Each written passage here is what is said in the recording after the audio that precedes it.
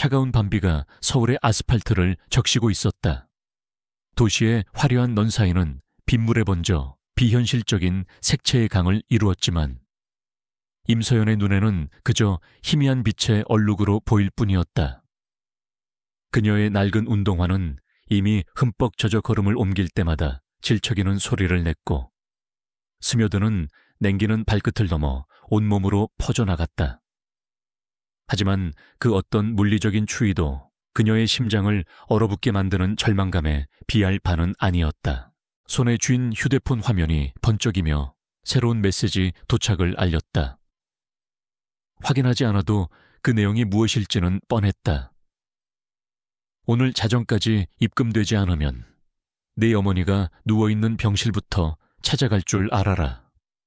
협박 문자는 더 이상 새롭지도 않았다. 사채업자들의 목소리는 이제 그녀의 꿈속까지 따라와 귓게 울리는 이명처럼 변해버렸다. 아버지가 남긴 도박빚은 눈덩이처럼 불어나 감당할 수 없는 지경에 이르렀고 심장병으로 병상에 누워 계신 어머니의 수술비는 까마득한 절벽처럼 느껴졌다. 서연은 온갖 아르바이트를 전전하며 하루를 48시간처럼 쪼개어 살았지만 현실의 벽은 그녀의 노력과 의지만으로는 결코 넘어설 수 없는 높이로 솟아있었다. 그녀가 할 수 있는 것은 아무것도 없었다. 끝없는 무력감이 그녀의 영혼을 갉아먹고 있었다. 그때 옆에서 함께 우산을 쓰고 걷던 최유라가 그녀의 어깨를 부드럽게 감싸 안았다. 유라는 서연의 10년 지기 친구이자 이 절망적인 상황 속에서 유일하게 손을 내밀어준 사람이었다. 서연아, 거의 다 왔어. 너무 걱정하지 마. 유라의 목소리는 비에 젖은 공기 속에서도 유난히 따뜻하고 다정하게 들렸다. 그녀의 값비싼 트렌치코트에서는 은은한 향수 냄새가 풍겨왔고 완벽하게 세팅된 머리카락은 한치의 흐트러짐도 없었다. 서연의 초라한 모습과는 극명한 대조를 이루었지만 서연은 그런 차이를 인지할 겨를조차 없었다. 지금 그녀에게 유라는 마지막 동아줄이었다. 정말 괜찮을까? 유라야, 그냥 너무 무서워. 서연의 목소리가 가늘게 떨렸다. 그녀는 차마 고개를 들지 못하고 젖은 아스팔트 바닥만 내려다보았다. 며칠 전 유라가 조심스럽게 꺼냈던 제안이 그녀의 머릿속을 떠나지 않았다.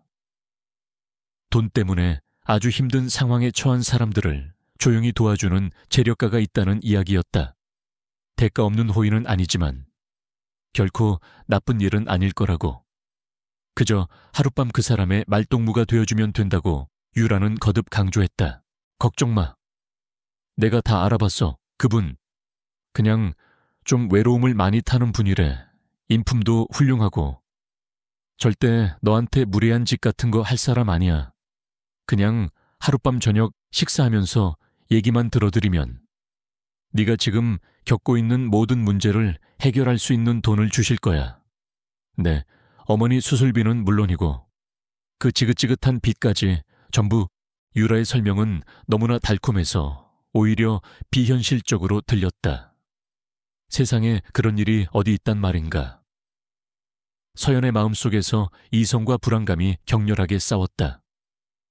하지만 병상에 누워 희미하게 숨을 내쉬는 어머니의 얼굴과 핏발 선 눈으로 협박을 일삼던 사채업자들의 얼굴이 떠오르자 그녀의 이성은 힘을 잃고 쓰러졌다. 자존심, 두려움, 그 모든 감정들이 돈이라는 절대적인 현실 앞에서 무력하게 무너져 내렸다. 그분은 내 사정에 대해 다 알고 계셔. 응, 내가 다 말씀드렸어. 네가 얼마나 착하고 성실한 아이인지, 얼마나 힘든 상황에 처해 있는지. 그래서 널 돕고 싶어 하시는 거야. 나만 믿어. 서연아, 우린 10년 친구잖아. 내가 널 나쁜 곳으로 이끌겠어. 유라는 서연의 손을 더욱 꽉 잡으며 확신에 찬 목소리로 말했다. 그 흔들림 없는 태도에 서연은 마지막 남은 의심마저 거두어 들였다. 그래, 유라는 나의 가장 친한 친구다. 나를 해칠 리가 없다. 이건 단지 나를 돕기 위한 어쩔 수 없는 선택일 뿐이다. 서연은 스스로를 그렇게 세뇌했다. 잠시 후 그들의 발걸음은 서울의 중심계에서도 가장 화려하고 웅장한 위용을 자랑하는 더 스카이 호텔 앞에 멈췄다. 황금빛 조명이 건물을 감싸고 있었고 회전문을 드나드는 사람들은 하나같이 값비싼 옷과 여유로운 표정을 하고 있었다. 서연은 마치 다른 세상에 발을 들인 듯한 위화감에 저도 모르게 뒷걸음질 쳤다. 들어가자 유라가 서연의 등을 부드럽게 떠밀었다. 로비에 들어서자 따뜻하고 향긋한 공기가 그들을 감쌌다. 바닥은 거울처럼 반짝였고 천장에는 거대한 크리스탈 샹들리에가 눈부신 빛을 뿜어내고 있었다. 서연은 자신의 젖은 운동화가 값비싼 대리석 바닥을 더럽히는 것만 같아 몸둘 바를 몰랐다. 주위 사람들의 시선이 모두 자신에게 쏠리는 듯한 착각에 숨이 막혔다. 유라는 그런 서연의 모습은 아랑곳하지 않고 능숙하게 안내 데스크로 걸어가 무언가 속삭였다. 직원은 고개를 끄덕이며 VVIP 전용 엘리베이터 쪽을 가리켰다. 이쪽이야. 유라는 다시 서연의 팔을 이끌었다. 전용 엘리베이터는 카드키 없이는 버튼조차 눌리지 않았다. 유라가 주머니에서 카드키를 꺼내 인식시키자 꼭대기층인 65층 버튼에 불이 들어왔다. 엘리베이터가 소리 없이 상승하는 동안 서연은 침묵 속에서 터질 듯한 심장 소리를 들었다. 귀가 먹먹해지는 감각과 함께 불안감이 최고조에 달했다. 65층에 도착하자 길고 고급스러운 복도가 나타났다. 복도 전체에는 단 2개의 문만 존재했다. 펜트하우스였다. 유라는 망설임 없이 그중 하나의 문 69602로 앞에서 멈춰 섰다. 자, 여기가 그분이 계신 곳이야. 유라는 서연을 돌아보며 미소를 지었다. 하지만 그 미소는 어딘지 모르게 부자연스러웠고 그녀의 눈빛에는 서연이 평소에 보지 못했던 낯선 감정이 스치고 지나갔다. 마치 오랫동안 준비해온 연극의 마지막 막을 앞둔 배우의 표정 같았다. 유라야, 너도 같이 들어가면 안 될까? 서연이 애원하듯 말했다. 혼자서 낯선 남자를 마주할 용기가 도저히 나지 않았다. 유라는 고개를 저었다. 안 돼. 그분은 단둘이 조용히 대화하길 원하셨어. 걱정하지 말라니까. 난 1층 라운지에서 널 기다리고 있을게. 끝나면 바로 전화해. 유라는 서연의 손에 작은 핸드백을 쥐어주었다. 그 안에는 갈아입을 옷과 화장품이 들어있었다. 들어가기 전에 화장실 가서 좀 꾸미는 게 좋을 거야. 너무 초라해 보이잖아. 그 말은 친구의 조언이라기보다는 상품의 가치를 높이려는 상인의 말처럼 차갑게 들렸다. 서연이 무어라 더 말하려는 순간 유라는 그녀의 어깨를 가볍게 두드린 후 뒤돌아섰다. 행운을 빌어. 친구, 그 말을 마지막으로. 유라는 망설임 없이 복도 저편으로 사라졌다. 엘리베이터 문이 닫히는 소리가 들리자 거대한 복대는 서연 혼자만 남게 되었다. 깊은 정적이 그녀를 짓눌렀다. 유라가 사라진 자리를 멍하니 바라보던 서연은 천천히 육중한 문으로 시선을 옮겼다. 6지랭 1호, 이 문 너머에 무엇이 기다리고 있을까? 정말 유라의 말처럼 친절한 재력가일까? 아니면 상상조차 할 수 없는 끔찍한 운명일까? 수만 가지 생각이 그녀의 머릿속을 헤집어 놓았다. 돌아가고 싶었다. 이 모든 것을 없던 일로 하고 비록 가난하고 힘들지라도 자신의 힘으로 버텨내고 싶었다. 하지만 그럴 수 없었다.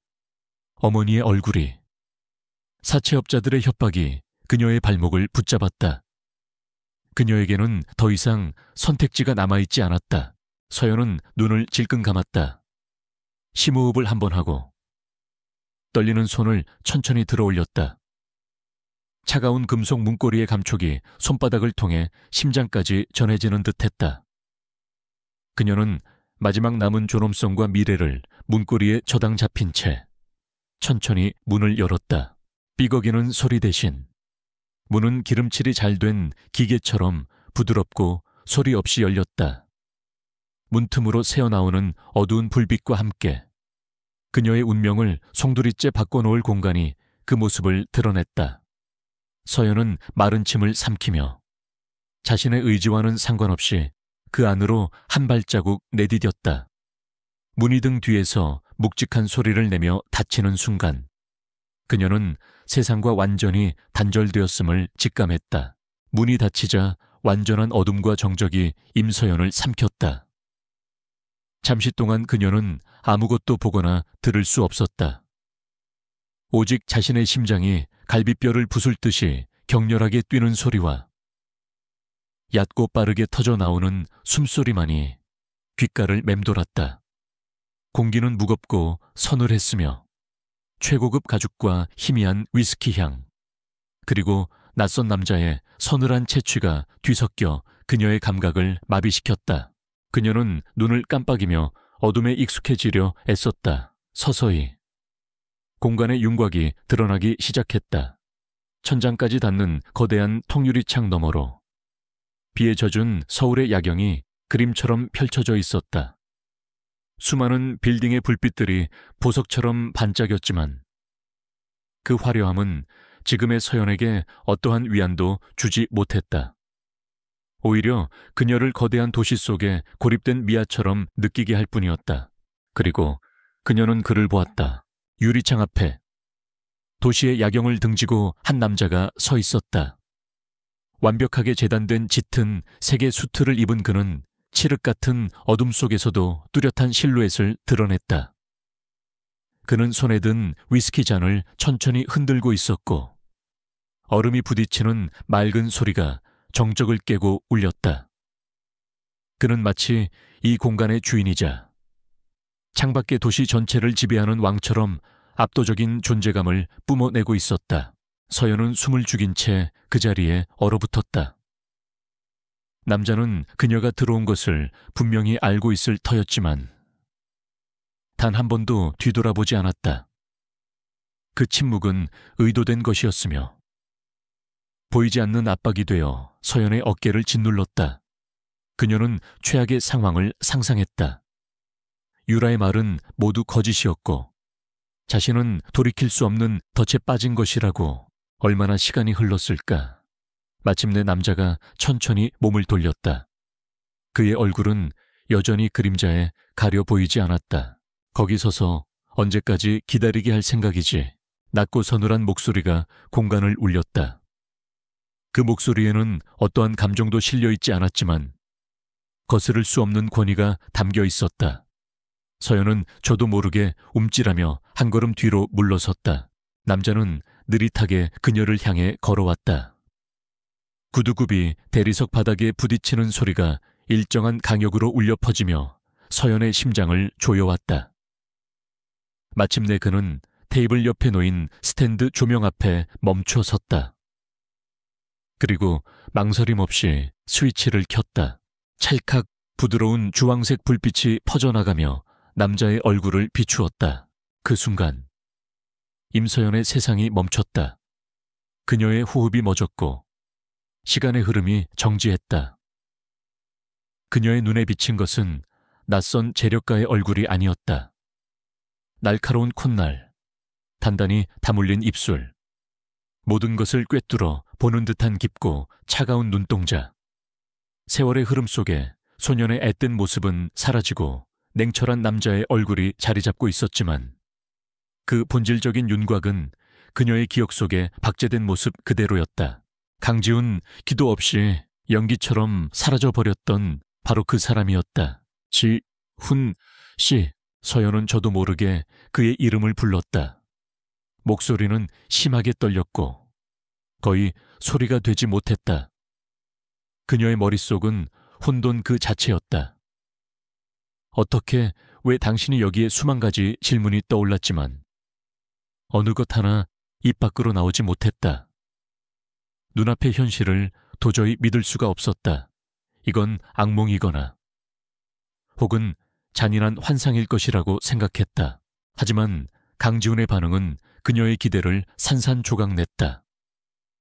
그의 얼굴에는 재회의 반가움이나 놀라움 따위는 찾아볼 수 없었다.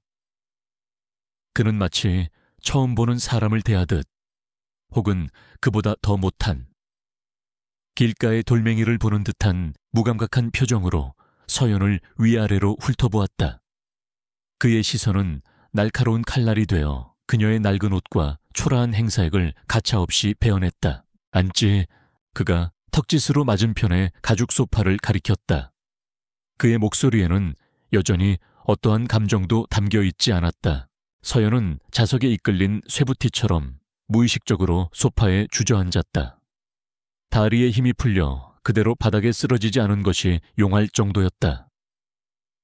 강지훈은 그녀의 맞은편에 앉아 테이블 위로 서류 봉투 하나를 밀었다. 읽어봐. 서연은 떨리는 손으로 봉투를 열었다. 안에는 계약서라는 제목이 박힌 두툼한 서류 뭉치가 들어있었다. 그녀는 홀린 듯이 첫 장을 읽어 내려갔다. 갑 강지훈과 을 임서연은 다음과 같은 조건으로 계약을 체결한다. 제1조 계약의 목적 을 임서연은 부친 임성국의 사채비 및 모친 김은혜의 병원비 전액을 갑 강지훈이 대납하는 조건으로 향후 1년간 갑의 개인 비서로서 모든 지시에 복종할 의무를 진다. 제2조 계약기간 계약은 서명일로부터 정확히 365일간 유효하며 갑의 판단에 연장될 수 있으나 단축될 수는 없다. 제3조 어을의 의무 24시간 갑의 호출에 응해야 하며 개인적인 사생활은 보장되지 않는다. 갑이 제공하는 지정된 거처에서 생활해야 한다. 업무상 알게 된 갑의 모든 정보에 대해 절대적인 비밀 유지 의무를 가진다. 갑의 허락 없이는 어떠한 사적인 만남도 가질 수 없다. 그 뒤로도 수많은 조항들이 이어졌다. 그것은 고용계약서라기보다는 현대판 노예계약서에 가까웠다.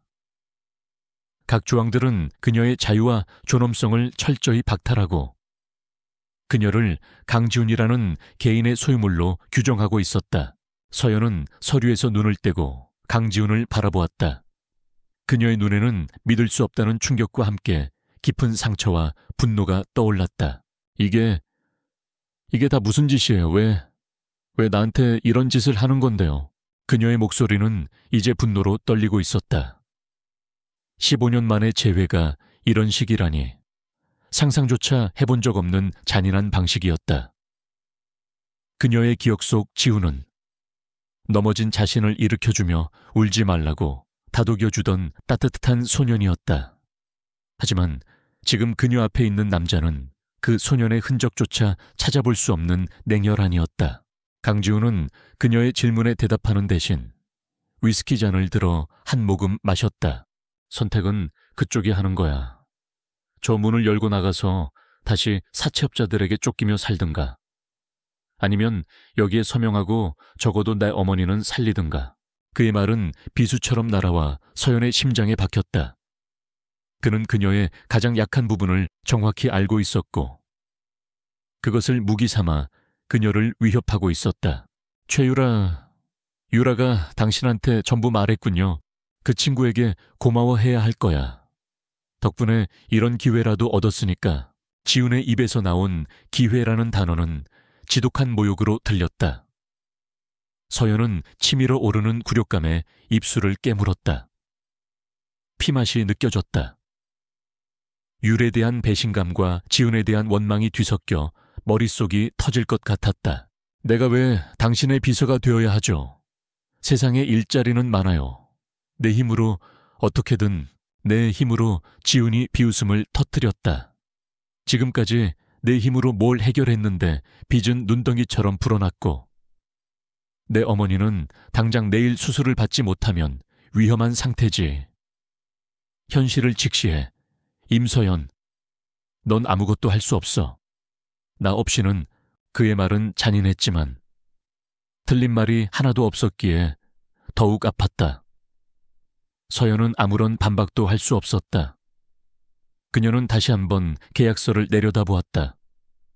빽빽한 활자들은 그녀의 미래를 옥죄는 쇠사슬처럼 보였다. 하지만 그 쇠사슬의 끝에는 어머니의 생명이라는 절박한 이유가 매달려 있었다. 그녀는 모든 것을 포기했다. 희망, 꿈, 자존심, 그리고 강지훈에 대한 아련한 추억까지도. 알겠어요. 서명할게요.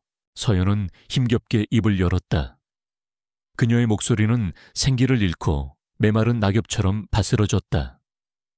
그녀는 테이블 위에 놓인 만년필을 집어들었다. 묵직하고 차가운 감촉이 손끝에 전해졌다. 그녀는 계약서의 마지막 장을 임서연의 서명란 위에 펜 끝을 가져갔다. 한때는 세상에서 가장 다정했던 그 이름, 강지훈. 이제는 그녀의 삶을 나락으로 떨어뜨린 악마의 이름이 되어버렸다. 서연은 마지막 한 방울의 눈물이 뺨을 타고 흐르는 것을 느끼며 자신의 이름 석자를 또박또박 적어 내려갔다. 서명이 끝나는 순간 그녀의 과거와 미래는 완전히 단절되었다. 15년 만에 다시 만난 첫사랑은 이제 그녀의 주인이 되었다. 임서연이 계약서에 서명한 다음 날, 그녀의 삶은 이전과는 전혀 다른 궤도 위에서 강제로 움직이기 시작했다. 동이 트기도 전인 이른 새벽, 그녀는 더 스카이 호텔 58층에 위치한 레지던스에서 눈을 떴다. 강지훈의 펜트하우스 바로 아래 몇 층에 위치한 이곳은 계약서에 명시된 그녀의 새로운 거처였다. 모든 것이 최고급으로 갖춰진 넓고 호화로운 공간이었지만 그 어디에서도 사람 사는 온기는 느껴지지 않았다. 차가운 대리석 바닥, 모노톤의 가구, 생활감이라고는 전혀 없는 주방과 침실, 마치 잘 꾸며진 모델하우스나 혹은 그녀의 표현을 빌리자면 금박을 입힌 새장 같았다. 옷장에는 이미 그녀의 사이즈에 맞는 수십 벌의 옷들이 브랜드별로 정렬되어 있었고 화장대에는 최고급 화장품들이 즐비했다. 강지훈은 그녀의 모든 필요를 물질적으로 완벽하게 채워주었지만 동시에 그녀가 가진 모든 것을 빼앗아갔다.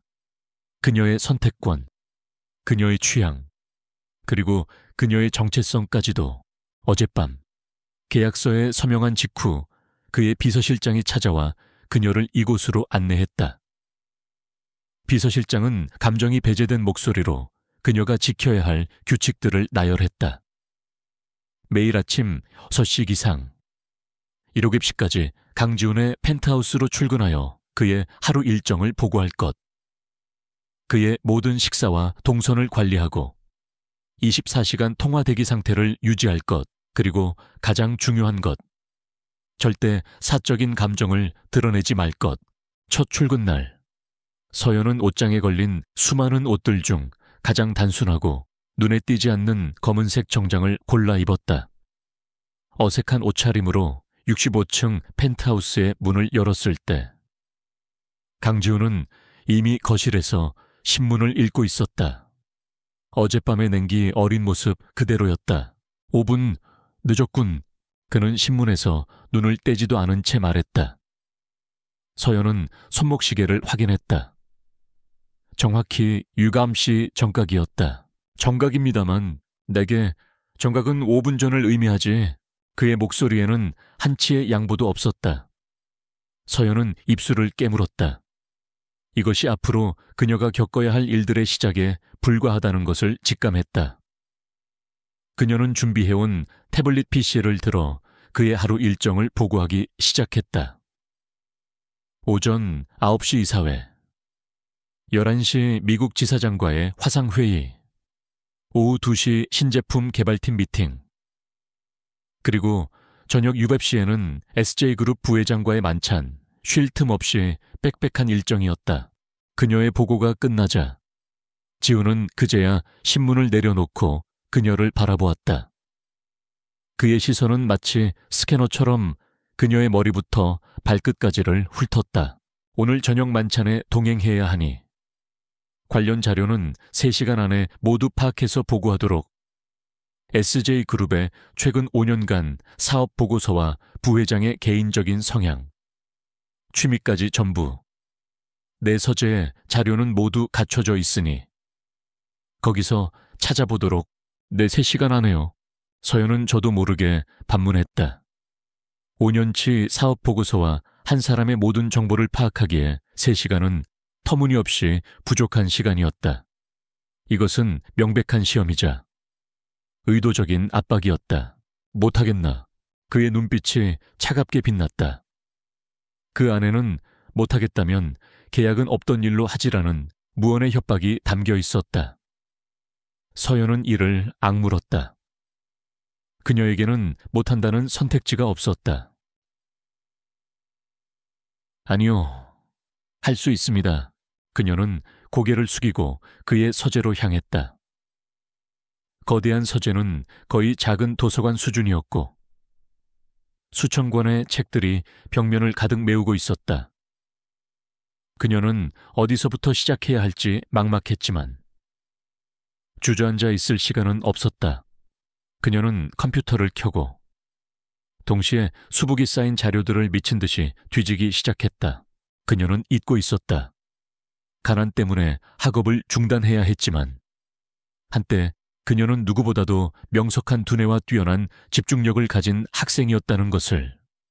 절박함은 그녀의 잠재력을 극한까지 끌어올렸다. 그녀는 방대한 자료 속에서 핵심을 꿰뚫고 정보를 분류하고 연관성을 찾아내기 시작했다. SJ그룹의 사업 방향, 최근의 투자 실패 사례, 그리고 부회장의 열렬한 와인 애호가이며 고전음악의 조예가 깊다는 사실까지. 중요한 정보들이 그녀의 머릿속에서 체계적으로 정리되었다. 정확히 3시간 후 그녀는 요약된 보고서를 들고 지훈의 앞에 섰다. 그녀의 얼굴은 초췌했지만 눈빛만은 또렷하게 빛나고 있었다. 그녀는 막힘없이 브리핑을 시작했다. 그의 질문은 날카롭고 집요했지만 그녀는 침착하게 모든 질문에 대답했다. 마지막 질문까지 대답을 마쳤을 때 지훈의 얼굴에 아주 희미하고 미세한 놀라움인지 혹은 다른 감정인지 알 수 없는 표정이 스쳐 지나갔다.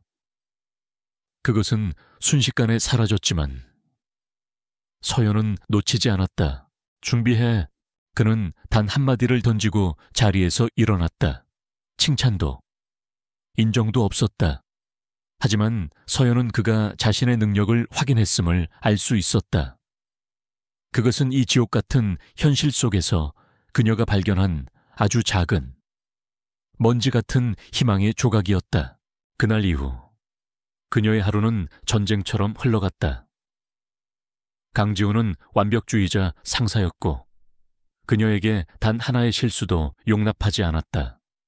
그는 끊임없이 그녀를 시험했고 한계까지 몰아붙였다.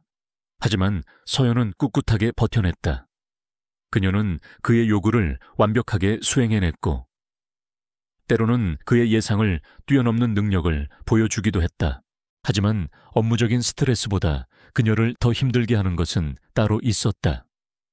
바로 강지훈이라는 존재 그 자체였다. 그의 냉정한 얼굴을 마주할 때마다, 그의 차가운 목소리를 들을 때마다 과거의 기억들이 불쑥불쑥 그녀를 덮쳐왔다. 어느 날 오후 차를 타고 다음 미팅 장소로 이동하던 중이었다. 차 안에는 무거운 침묵이 흘렀다.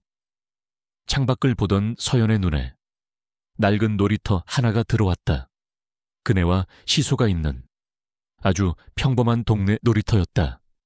그 순간 그녀의 머릿속에 잊고 있던 기억 하나가 선명하게 떠올랐다. 15년 전 그 놀이터에서 울고 있던 어린 서연의 모습. 무릎이 까져 피가 흐르고 있었다. 그때 한 소년이 달려와 그녀의 앞에서 손수건으로 상처를 닦아주었다. 울지 마. 임서연, 내가 앞으로는 너 안 다치게 꼭 지켜줄게. 그 소년이 바로 강지훈이었다. 서연은 저도 모르게 지훈의 옆모습을 훔쳐보았다. 날카로운 턱선과 굳게 닫힌 입술. 여전히 차갑고 무감정한 표정이었지만 햇살에 비친 그의 눈매 어딘가에 그 시절 소년의 그림자가 어른거리는 것 같았다. 뭘 보지? 그녀의 시선을 느꼈는지 지훈이 고개를 돌리지도 않은 채 물었다. 그의 목소리는 얼음장처럼 차가웠다. 아무것도 아닙니다. 서연은 황급히 고개를 돌려 다시 창밖으로 시선을 옮겼다. 달콤했던 과거의 기억과 냉혹한 현실의 간극이 심장을 도려내는 듯 아팠다. 도대체 무슨 일이 있었던 걸까? 그 따뜻했던 소년이 어째서 이렇게 얼음 심장을 가진 남자로 변해버린 걸까? 그리고 왜 하필 내게 이렇게 잔인한 방식으로 나타난 걸까? 그녀는 그 이유를 알고 싶었다. 단순히 자신을 괴롭히기 위함은 아닐 것이다. 그의 모든 행동에는 분명 무언가 다른 목적이 숨겨져 있을 터였다. 그날 밤 녹초가 된 몸으로 자신의 거처로 돌아온 서연은 거대한 통유리창 앞에 섰다. 화려한 도시의 야경이 발 아래로 펼쳐져 있었다. 며칠 전까지만 해도 이 야경은 다른 세상의 이야기였지만 이제는 그녀가 갇혀있는 세상의 배경이 되었다. 그녀는 괴로웠고 외로웠고 모든 것을 포기하고 싶었다. 하지만 그녀는 무너지지 않기로 다짐했다. 이 계약은 단지 돈 때문만은 아니었다. 이것은 15년이라는 시간의 공백 속에 감춰진 진실을 파헤치기 위한 처절한 싸움의 시작이었다. 그녀는 살아남을 것이다. 그리고 반드시 강지훈에 가면 뒤에 숨겨진 진짜 얼굴과 마주할 것이다. 서연의 눈빛이 차갑게 그러나 단단하게 빛나기 시작했다. 몇 주가 흘렀다. 임서연의 삶은 강지훈이 설계한 궤도 위에서 시계추처럼 정확하고 단조롭게 흘러갔다. 그녀는 그의 그림자처럼 움직였다. 그의 스케줄을 관리하고 그의 말을 기록했으며 그의 시선이 머무는 곳을 먼저 읽어내야 했다. 강지훈은 여전히 얼음장처럼 차가웠고 그녀를 임비서라고 부를 뿐 단 한 번도 그녀의 이름을 입에 담지 않았다. 하지만 그 차가운 빙벽 아래로 아주 미세하지만 분명한 균열이 보이기 시작했다. 서연이 처음 감지한 변화는 그녀의 가족과 관련된 일이었다. 이전에는 하루가 멀다 하고 집과 어머니의 병원으로 찾아와 행패를 부리던 사채업자들이 어느 날부터인가 거짓말처럼 자취를 감추었다. 처음에는 경찰에 신고한 것이 효과가 있었나 싶었지만 그들이 그렇게 쉽게 물러날 위인들이 아니라는 것을 서연은 잘 알고 있었다. 불안한 마음에 어머니의 병실 간호사에게 전화를 걸었을 때 그녀는 뜻밖의 소식을 들었다. 아, 임서연 씨 보호자분이시죠? 걱정 마세요. 얼마 전부터 병원 보안팀에서 특별 관리를 시작해서 이제 허가받지 않은 외부인들은 병동에 출입할 수 없게 됐어요. 특별 관리. 공공병원에서 특정 환자를 위해 그런 조치를 취하는 것은 이례적인 일이었다. 게다가 며칠 뒤에는 더 믿을 수 없는 일이 일어났다. 어머니가 6인실에서 1인 특실로 옮겨졌다는 연락을 받은 것이다. 놀라서 다시 전화를 건 서연에게 간호사는 상기된 목소리로 말했다. 어머님 앞으로 익명의 후원자가 나타나서 밀린 병원비는 물론이고 앞으로의 수술비와 치료비 전액을 지원하기로 했어요. 정말 좋은 분을 만나셨나 봐요. 익명의 후원자. 서연의 머릿속에 단 한 사람의 얼굴이 떠올랐다. 강지훈. 하지만 그녀는 차마 그에게 물어볼 수 없었다. 그의 앞에서 사적인 이야기를 꺼내는 것은 금지된 규칙이었고 설령 묻는다 해도 그는 차가운 비웃음으로 답할 것이 뻔했다. 그는 그녀가 자신의 도움을 받았다는 사실을 알게 됨으로써 자존심에 상처 입기를 바라는 것일까? 아니면 그저 자신의 소유물이 다른 문제로 인해 업무에 지장을 주는 것을 원치 않는 것일까? 서연은 그의 의도를 파악할 수 없어 더욱 혼란스러웠다. 그의 모순적인 행동이 가장 명확하게 드러난 것은 어느 화창한 오후였다.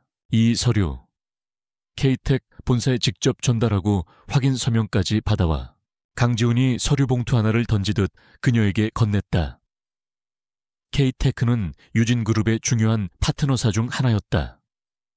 그런데 그 이름이 서연의 귀에는 유독 날카롭게 들렸다. 최유라가 이직하기 전까지 다니던 회사였기 때문이다. 유라의 입사 동기나 친했던 동료들이 여전히 그곳에 남아있을 가능성이 높았다. 불길한 예감이 들었지만 그녀는 내색하지 않고 서류를 받아들었다. 알겠습니다. 어쩌면 이것 또한 그의 시험일지도 몰랐다. K텍 건물 로비에 들어서는 순간부터 서연은 따가운 시선들을 느껴야 했다. 그녀의 소문은 이미 회사 전체에 쫙 퍼져 있는 듯했다. 그녀가 담당 부서인 마케팅팀으로 향하자 복도에서 마주친 몇몇 직원들이 노골적으로 수근거리기 시작했다. 저 여자 아니야. 유라한테 들었던 임서연. 어머, 정말이네. 듣던 대로네. 저렇게 하고 다니니 돈 많은 남자한테 팔려가기라도 했나 보지.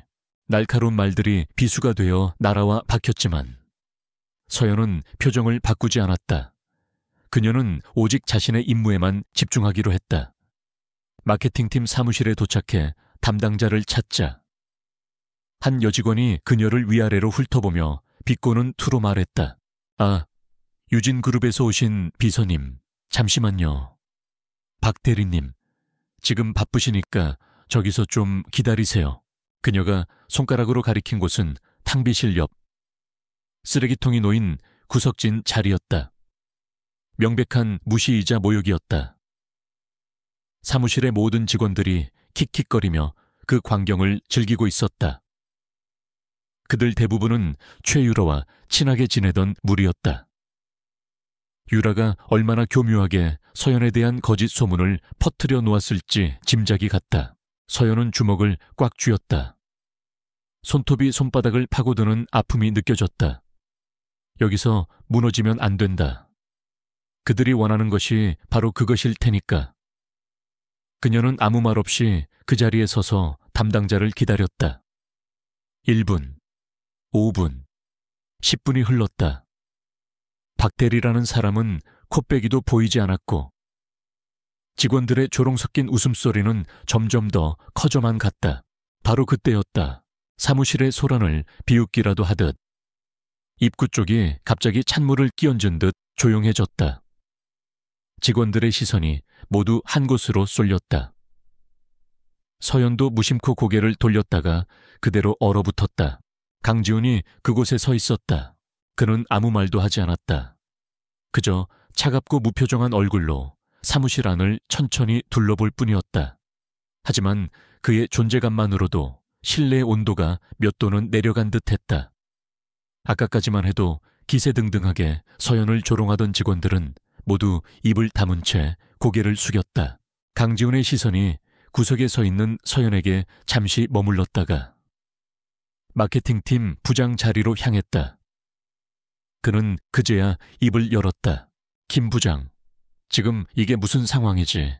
그의 목소리는 조용했지만 그 안에 담긴 서늘한 분노는 모두를 공포에 떨게 하기에 충분했다. 김 부장은 자리에서 벌떡 일어나 땀을 뻘뻘 흘리며 달려왔다. 강 대표님 여긴 어쩐 일로 내 비서에게 서류 전달을 지시했는데 1시간이 다 되도록 돌아오지 않아서 직접 와봤다. 그런데 내 직원이 당신들 회사에서 이런 대접을 받고 있을 줄은 몰랐군. 강지훈은 서연을 턱짓으로 가리켰다. 유진그룹은 파트너사의 직원 교육 수준까지 관리해야 하나? 아닙니다. 그럴 리가요. 이건 전적으로 제 불찰입니다. 정말 죄송합니다. 김 부장은 거의 울상이 되어 허리를 굽혔다. 강지훈은 그를 거들떠보지도 않고 아까 서연에게 비아냥거렸던 여직원을 향해 시선을 돌렸다. 여직원은 얼굴이 새하얗게 질려 덜덜 떨고 있었다. 파트너십 재검토를 고려해 봐야겠군. 우리 회사의 중요한 업무를 이런 식으로 처리하는 곳과는 함께 일하기 곤란하니까. 그 한마디는 사형 선고나 다름없었다. 김 부장은 거의 무릎이라도 꿇을 기세로 매달렸다. 한 번만 기회를 주십시오. 대표님, 당장 관련자들을 징계하고 다시는 이런 일이 없도록 하겠습니다. 강지훈은 더 이상 대꾸하지 않았다. 그는 멍하니 서 있는 서연에게 다가가 그녀의 팔목을 붙잡았다. 그의 손은 얼음처럼 차가웠다. 가자. 그는 서연을 이끌고 사무실을 나섰다. 아무도 감히 그들을 막거나 쳐다보지 못했다. 마치 모세의 기적처럼 그가 지나가는 길 양옆으로 사람들이 갈라졌다. 엘리베이터에 단둘이 남게 되자 무거운 침묵이 흘렀다. 서연은 아직도 상황 파악이 되지 않아 혼란스러웠다. 그리고 자신의 팔목을 잡고 있는 그의 단단한 손길을 의식하게 되자 심장이 미친 듯이 뛰기 시작했다. 감사합니다. 그녀는 겨우 목소리를 쥐어짰다. 그 순간 지우는 잡고 있던 그녀의 팔을 거칠게 놓았다. 착각하지 마. 그가 얼음 같은 목소리로 말했다. 넌 1년 동안 내 소유물이야. 다른 사람이 내 것에 손대는 걸 용납하지 않을 뿐이다. 네가 모욕당하면 그건 곧 내게 대한 모욕이기도 하니까. 그의 말은 여전히 잔인하고 모욕적이었다. 하지만 이상하게도 이전처럼 아프게 들리지 않았다. 서연은 그의 눈을 보았다. 그의 눈동자는 여전히 차갑게 빛나고 있었지만 그 깊은 곳 어딘가에서 아주 희미한 불꽃이 흔들리는 것을 본 것 같았다. 감춰진 분노, 혹은 그 이상의 무언가였다. 그는 왜 굳이 여기까지 직접 찾아온 것일까? 전화 한 통이면 모든 것을 해결할 수 있었을 텐데. 왜 하필 그녀가 가장 비참한 순간에 나타나 그녀를 구해준 것일까? 차갑게 내뱉는 말과 그녀를 보호하는 행동. 그 극명한 모순 속에서 서연은 한 가지 사실을 확신했다. 강지훈이라는 남자는 그녀가 생각하는 것보다 훨씬 더 복잡한 수수께끼였다. 그리고 그 수수께끼의 중심에는 바로 자기 자신이 있었다. 최유라는 자신의 스튜디오에 앉아 방금 막 끝낸 통화 내용을 곱씹으며 분노에 찬 숨을 몰아쉬었다. 수화기 너머로 들려오던 K-텍 동기의 울먹임 섞인 목소리가 귓가에 생생했다. 강지훈이라는 거물 앞에서 자신들이 얼마나 비참하게 짓밟혔는지, 그리고 그 모든 일의 중심에 임서연이 있었다는 사실까지. 그 여자 완전히 강 대표의 사람이던데 팔짱만 안 꼈지. 누가 봐도 특별한 사이였어. 유라의 손에 들려있던 베네치아 유리잔에 금이 가기 시작했다. 그녀가 임서연을 그 지옥 같은 자리로 밀어 넣었을 때 그녀가 상상했던 그림은 이런 것이 아니었다. 서연이 늙고 추한 재력객의 하룻밤 장난감으로 취급받고 돈 몇 푼에 존엄성을 팔아넘긴 후 비참하게 버려지는 것. 그래서 다시는 자신의 앞에서 그 특유의 초라하지만 꿋꿋한 표정을 짓지 못하게 되는 것. 그것이 유라가 원했던 결과였다. 그런데 강지훈이라니, 대한민국에서 가장 주목받는 젊은 CEO, 유진그룹의 절대군주, 임서연 따위가 감히 넘볼 수도 없는 하늘 위의 존재. 그런 남자의 개인 비서가 되어 그의 비호를 받고 있다는 사실은 유라의 이성을 마비시키기에 충분했다. 유라의 마음속에서 시커먼 질투가 독사의 혀처럼 날름거렸다. 10년 넘게 그녀는 임서연의 가장 친한 친구 행세를 해왔다.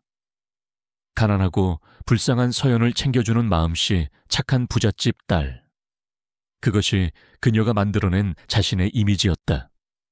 하지만 그 가면 뒤에서 그녀는 항상 서연을 증오했다. 가진 것이라고는 지긋지긋한 가난과 병든 어머니뿐인 주제에. 서연은 언제나 빛났다. 학창시절에는 단 한 번도 놓치지 않았던 정요 1등 자리. 수수한 옷차림 속에서도 감출 수 없었던 청초한 분위기. 그리고 무엇보다도 모든 것을 체념한 듯 보이면서도 결코 꺾이지 않는 그 단단한 자존심. 유라는 그 모든 것을 경멸했고 동시에 미치도록 질투했다. 그래서 그녀는 서연의 아버지가 남긴 빚을 미끼로 사채업자들을 끌어들였고 마지막에는 직접 서연을 팔아넘기는 극본까지 썼다. 완벽한 계획이라고 생각했다. 하지만 결과는 최악의 배신으로 돌아왔다. 임서연은 추락하기는커녕 이전과는 비교할 수도 없는 높은 곳으로 날아오를 발판을 마련한 것이다. 절대 그렇게 둘 수 없어. 유라의 입에서 증오서린 목소리가 새어나왔다. 그녀는 깨진 유리잔을 쓰레기통에 던져버리고 곧바로 휴대폰을 들었다. 전화번호부에서 한참 동안 찾지 않았던 이름을 찾아냈다. 태양전자. 박성준 상무. 박성준은 업계에서 강지훈의 가장 강력한 라이벌로 꼽히는 인물이었다. 야심이 넘치고 목적을 위해서라면 수단과 방법을 가리지 않는 냉혈한으로 유명했다. 유라는 과거 K테크에 근무할 당시 박 상무와 몇 번 프로젝트를 함께하며 안면을 든 사이였다. 신호음이 몇 번 울리고 박 상무의 능글맞은 목소리가 들려왔다. 이게 누구야? 최유라 팀장 아니신가? 이 시간에 어쩐 일로? 상무님, 혹시 유진그룹의 프로젝트 피닉스에 대해 관심 있으신가요? 유라는 단도직입적으로 본론을 꺼냈다. 수화기 너머의 박성준은 잠시 침묵했다. 프로젝트 피닉스는 유진그룹이 차세대 성장 동력으로 삼고 극비리에 추진 중인 인공지능 반도체 개발 프로젝트였다. 태양전자 역시 비슷한 프로젝트를 진행하고 있었기에 유진의 정보는 그들에게 절실했다. 재미있는 제안이군. 뭘 원하는 거지? 강지훈 대표와 그의 새로운 개인 비서 임서연을 함께 무너뜨릴 수 있는 기회를 드리고 싶어서요. 유라의 목소리는 얼음처럼 차가웠다. 그녀는 박성준에게 자신의 계획을 털어놓았다. 그것은 이전과는 비교할 수 없을 정도로 치밀하고 악랄한 함정이었다. 계획은 두 갈래로 진행될 예정이었다. 첫째, 임서연 개인의 명예를 완전히 짓밟는 것.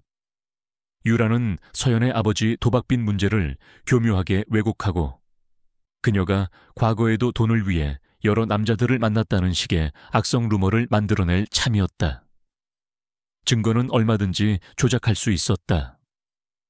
그리고 이 루머를 가장 자극적인 방식으로 터뜨려줄 가십 전문 언론사와도 이미 접촉을 마친 상태였다. 둘째, 임서연을 기업 스파이로 만들어 강지훈의 발목을 잡는 것. 이것이 박성준의 도움이 필요한 부분이었다.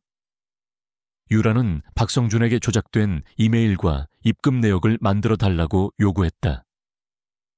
임서연이 프로젝트 피닉스에 기밀 정보를 빼내 태양전자에 팔아넘겼다는 완벽한 가짜 증거.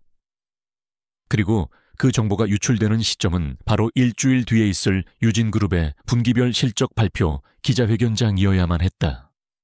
모든 주주와 언론이 주목하는 그 자리에서 터뜨려야 파급력이 극대화될 것이기 때문이었다. 박성준은 유라의 계획을 듣고 만족스러운 웃음을 터뜨렸다. 아주 마음에 드는군. 강지훈 그 녀석의 오만한 얼굴이 일그러지는 걸 볼 수만 있다면야. 그 정도 수고쯤이야. 필요한 건 뭐든지 말해. 적극적으로 협조하지. 통화가 끝나고. 유라는 비로소 만족스러운 미소를 지었다. 이제 모든 준비는 끝났다. 임서연. 네가 아무리 발버둥 쳐도 이번에는 빠져나갈 수 없을 거야. 너는 단순한 스캔들에 휘말린 여자가 아니라 대한민국 최고의 기업 정보를 팔아넘긴 파렴치한 스파이로 낙인 찍히게 될 테니까. 그리고 너를 감쌌던 강지훈 역시 그런 여자를 옆에 둔 무능한 CEO라는 오명을 쓰게 되겠지. 그 시각 유진그룹 대표실에서는 아무것도 모르는 서연이 다음 주에 있을 기자회견 준비에 한창이었다. 지난 몇 주간의 경험 덕분에 그녀는 이제 제법 능숙하게 업무를 처리하고 있었다. 강지훈이 요구하는 방대한 양의 자료를 정리하고 예상 질문에 대한 답변을 준비하는 그녀의 모습은 완벽한 프로페셔널 비서 그 자체였다. 강지훈은 자신의 자리에서 그런 서연의 모습을 묵묵히 지켜보고 있었다. 초라하고 겁에 질려있던 첫날의 모습은 온데간데 없었다. 어려운 과제를 던져줄수록 그녀는 놀라운 속도로 성장하며 모든 것을 자신의 것으로 만들었다. 때로는 그의 예상을 뛰어넘는 날카로운 분석을 내놓아 그를 놀라게 하기도 했다.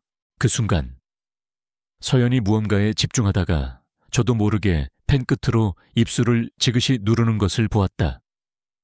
그것은 그녀가 깊이 생각할 때 나오는 아주 오래된 버릇이었다. 15년 전 어려운 수학 문제를 풀던 어린 소녀의 모습과 정확히 겹쳐졌다. 지훈의 차가운 눈빛이 아주 찰나의 순간 미세하게 흔들렸다. 그는 저도 모르게 번져 나오려는 감정을 억누르며 다시 모니터로 시선을 돌렸다. 고요했다. 모든 것이 순조롭게 흘러가는 듯 보였다. 하지만 그들 모르게 거대한 폭풍이 두 사람을 집어삼키기 위해 가장 어둡고 깊은 곳에서부터 몸집을 불리고 있었다.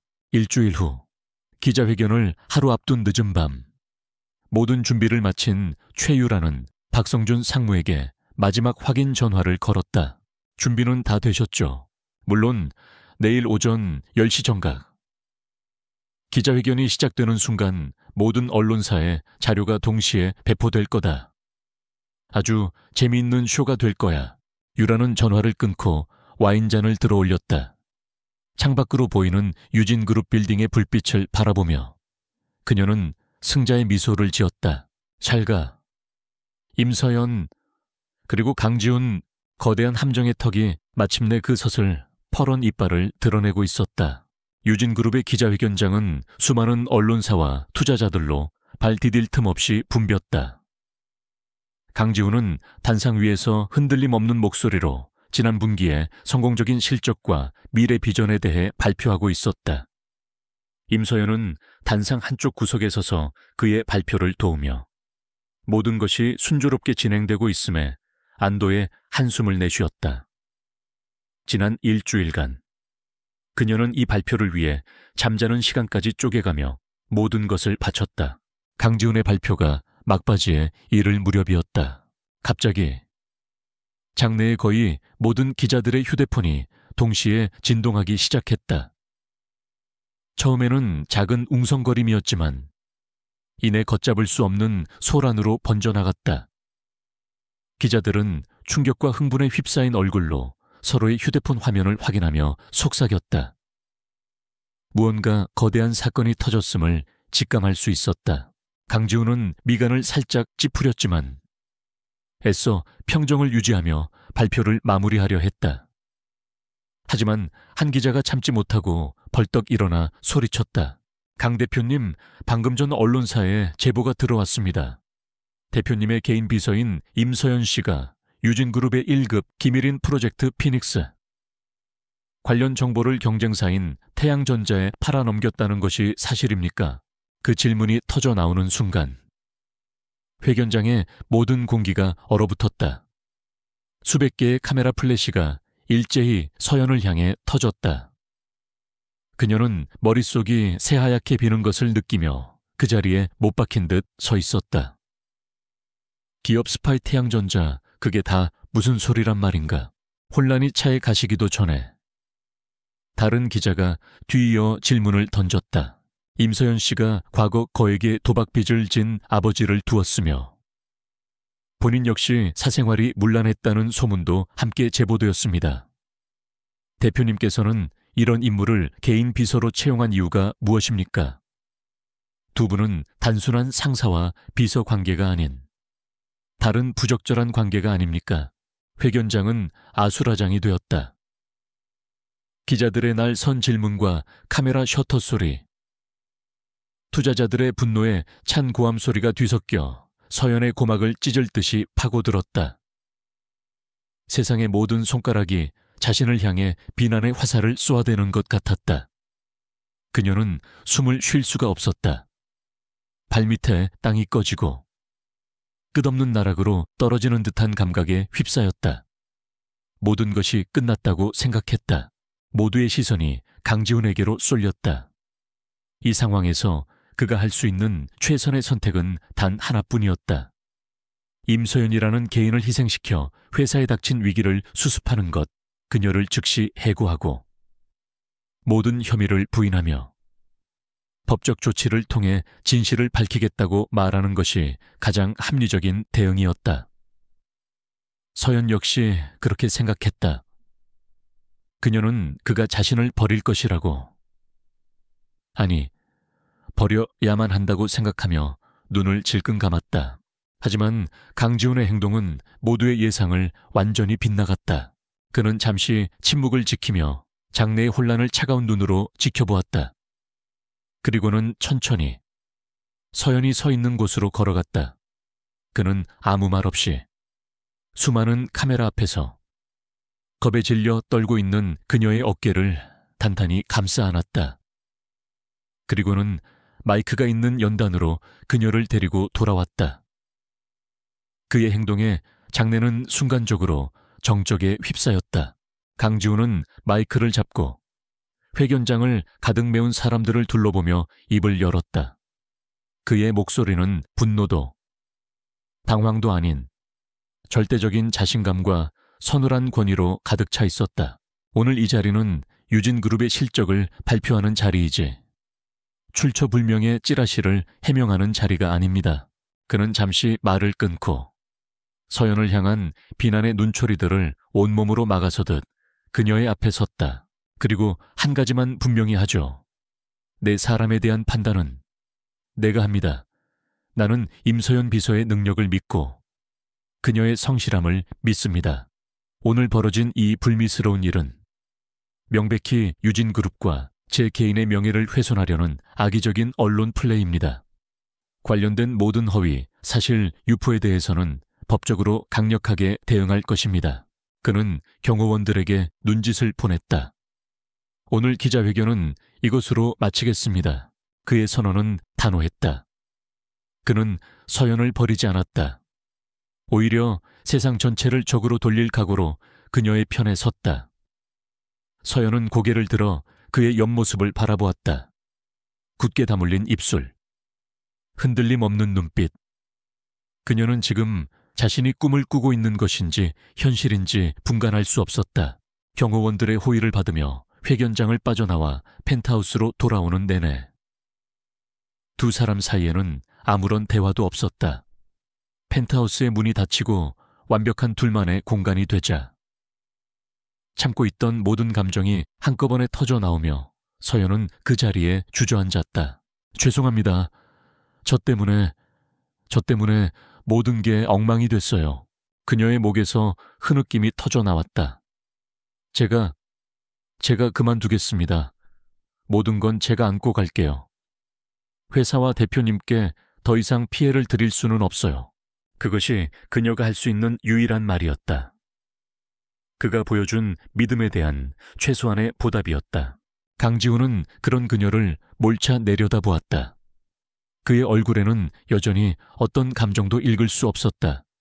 한참의 침묵 끝에 그가 입을 열었다. 내 탓이 아니야. 네, 이 모든 건 처음부터 최유라가 파놓은 함정이었으니까. 서연은 고개를 들었다. 그의 입에서 나온 유라의 이름에 심장이 쿵 내려앉는 것 같았다. 지우는 테이블로 걸어가 위스키를 한 잔 따랐다. 그리고 그는 지난 몇 달간 단단히 걸어 잠갔던 진실의 문을 열기 시작했다.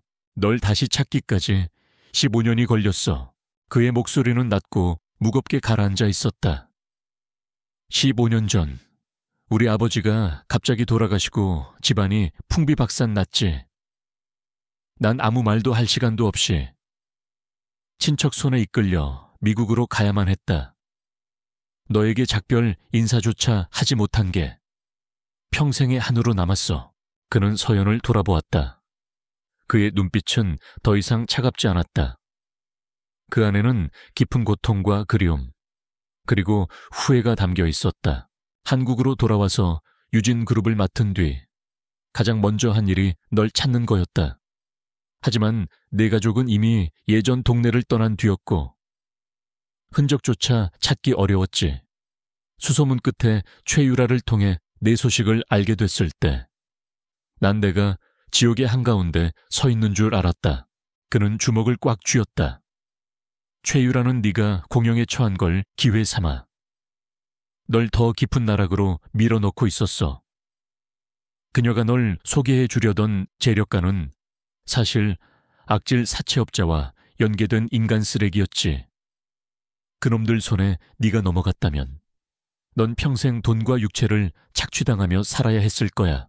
서연은 숨을 쉴 수가 없었다. 율에 대한 배신감보다 자신이 처했던 끔찍한 위험에 대한 공포가 온몸을 덮쳤다. 그 사실을 알았을 때 내게 남은 시간은 거의 없었어. 정상적인 방법으로 접근했다가는 최유라와 사채업자들이 눈치채고 널 해코지할 수도 있었지. 내 주변엔 항상 나를 노리는 적들이 많아서 섣불리 내 약점을 드러낼 수도 없었다.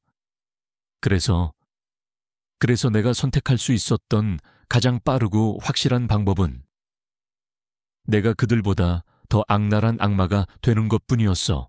그의 목소리가 희미하게 떨렸다. 내가 널 사는 것, 너의 모든 빚을 떠안고 너에 대한 모든 권리를 내가 갖는 것, 그 방법만이 널 그 지옥에서 즉시 안전하게 빼낼 수 있는 유일한 길이었다. 그 계약서는 널 속박하기 위한 쇠사슬이 아니라 세상의 모든 위험으로부터 널 지키기 위한 방패였어. 서연아. 마지막에 그는 처음으로 그녀의 이름을 불렀다. 서연아. 그 다정한 호명에 서연의 눈에서 뜨거운 눈물이 쏟아져 내렸다. 모든 것이 명확해졌다. 그의 잔인했던 말들, 모순적이었던 행동들, 보이지 않게 그녀를 지켜주던 손길들, 그 모든 조각들이 하나의 그림으로 맞춰졌다. 그의 차가운 가면 뒤에는 15년 전 그녀를 지켜주겠다 약속했던 그 소년이 온몸에 상처를 입은 채 서 있었다. 최유라가 이 전쟁을 시작했어. 이제 우리가 끝낼 차례야. 함께 강지훈이 그녀에게 손을 내밀었다. 그의 눈에는 더 이상 숨길 수 없는 깊은 감정과 함께 싸워나가자는 굳건한 의지가 담겨 있었다. 서연은 눈물을 닦고 망설임 없이 그의 손을 잡았다. 주인과 노예의 계약은 끝났다. 이제 두 사람은 아픈 과거로 얽힌 동지이자 거대한 적을 앞에 둔 동맹이 되었다. 강지훈의 진실 고백 이후 펜트하우스의 공기는 완전히 달라졌다. 절망과 혼돈이 휩쓸고 지나간 자리에는 이제 강철처럼 차갑고 단단한 결의가 내려앉았다. 더 이상 주인과 비서, 채권자와 채무자는 없었다. 오직 공동의 적을 앞에 둔 두 명의 동지, 그리고 15년의 시간을 뛰어넘어 서로의 상처를 마주한 두 사람만이 존재할 뿐이었다. 흐느낌을 멈춘 임서연의 눈빛은 이전과 비교할 수 없을 정도로 강인하게 빛나고 있었다. 희생자의 역할은 끝났다. 그녀는 지난 몇 달간 자신을 짓눌렀던 무력감의 껍질을 깨고 본래 자신이 가지고 있던 명석한 이성과 냉철한 분석력을 되찾았다. 최유라가 사용한 방법 그대로 돌려줘야 해요. 서연이 먼저 입을 열었다. 그녀의 목소리는 더 이상 떨리지 않았다. 언론과 거짓 증거를 이용해 저를 사회적으로 매장시키고 동시에 유진그룹에 타격을 입혔어요. 우리도 똑같이 해야 해요. 단 우리는 진실이라는 가장 강력한 무기를 가지고 있다는 점이 다르죠. 강지훈은 말없이 그녀를 바라보았다. 겁에 질려 떨던 가녀린 모습은 온데간데 없고 마치 전쟁을 앞둔 장수처럼 비범한 통찰력을 번뜩이는 그녀의 모습에 그는 잠시 낯섦과 동시에 깊은 신뢰감을 느꼈다. 그는 자신의 노트북을 열어 그녀의 앞에 놓았다. 유진그룹의 법무팀, 보안팀, 정보분석팀, 지금부터 이 모든 것이 당신의 손과 발이 되어줄 거야. 말해. 뭘 원하지? 그것은 전적인 신뢰의 표현이었다. 서연은 잠시 그의 눈을 마주보았다. 그 눈빛 속에서 그녀는 15년 전 넘어진 자신을 일으켜주던 소년의 굳건한 믿음을 다시 한번 발견했다. 그녀는 고개를 끄덕이고 본격적으로 방역의 밑그림을 그리기 시작했다. 우선 우리는 지금 패배한 것처럼 보여야 해요. 서연의 전략은 대담했다. 저는 모든 연락을 끊고 잠적하고, 대표님은 저에 대한 내부 감사를 진행 중이라는 애매한 공식 입장을 발표하는 거예요. 최유라와 태양전자의 박성준 상무는 우리가 속수무책으로 무너지고 있다고 믿게 될 겁니다. 승리를 확신한 적은 가장 방심하기 마련이니까요. 상대를 안심시킨 다음에는 최유라의 가장 큰 약점은 그녀의 자만심과 모든 것을 기록으로 남겨두는 편집광적인 성격이에요. 학창 시절부터 그랬어요. 자신의 모든 업적을 비밀 일기장에 적어두곤 했죠. 아마 지금도 자신의 범죄 행각에 대한 증거, 예를 들면 박성준과의 통화 녹음이나 자금 거래 내역 같은 것들을 보험으로 어딘가에 보관하고 있을 확률이 높아요. 서연은 최유라의 심리를 정확하게 꿰뚫고 있었다. 10년이라는 시간은 그녀에게 유라의 모든 것을 파악하게 만든 데이터베이스나 다름없었다. 그녀가 스스로 그 보험을 확인하게 만들어야 해요. 공포를 심어주는 거죠. 작전은 즉시 실행에 옮겨졌다. 다음 날 아침, 유진그룹은 임서연 비서의 혐의에 대해 내부 감사를 진행 중이며 결과가 나올 때까지 모든 직위에서 해제한다는 공식 입장을 발표했다. 임서연은 그 시간부로 세상에서 자취를 감췄다. 언론은 유진그룹이 결국 임서연을 꼬리 자르게 했다며 비난했고, 최유라와 박성준은 자신들의 승리를 자축하며 축배를 들었다. 그들이 승리의 도취에 있는 동안 서연과 지우는 펜트하우스에 설치된 작전 상황실에서 밤을 새워가며 움직였다. 지훈의 정보팀은 태양전자 내부망을 해킹해 박성준의 비리 증거를 수집하기 시작했고, 법무팀은 최유라가 과거에 저질렀던 작은 사기 행각들의 피해자들을 은밀하게 접촉했다. 그리고 서연은 결정적인 한 수를 던졌다.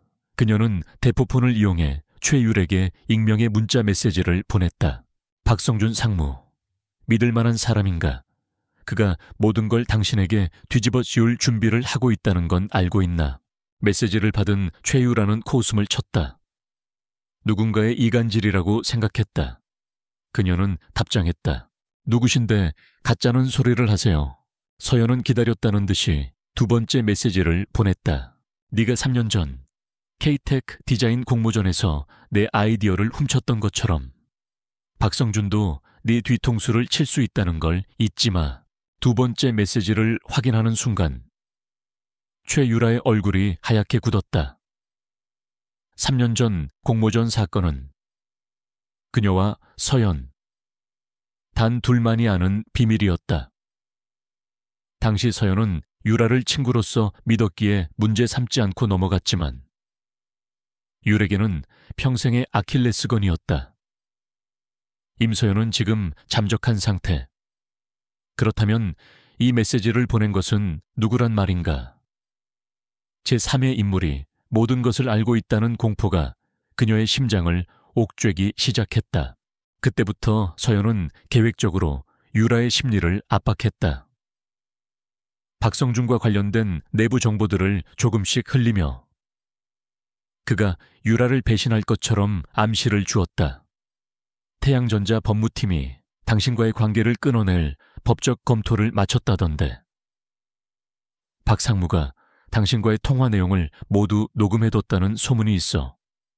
와 같은 거짓 정보들이었다. 의심의 씨앗은 싹을 틔우고 공포를 먹으며 무섭게 자라났다. 유라는 점차 박성준을 믿지 못하게 되었고 극심한 불안감에 휩싸였다. 그녀는 자신이 가지고 있는 보험, 즉 박성준의 배신에 대비해 모아두었던 증거 자료들을 확인해야만 했다. 만약의 사태에 대비해 그것들을 안전한 곳으로 옮겨야 한다는 강박에 사로잡혔다.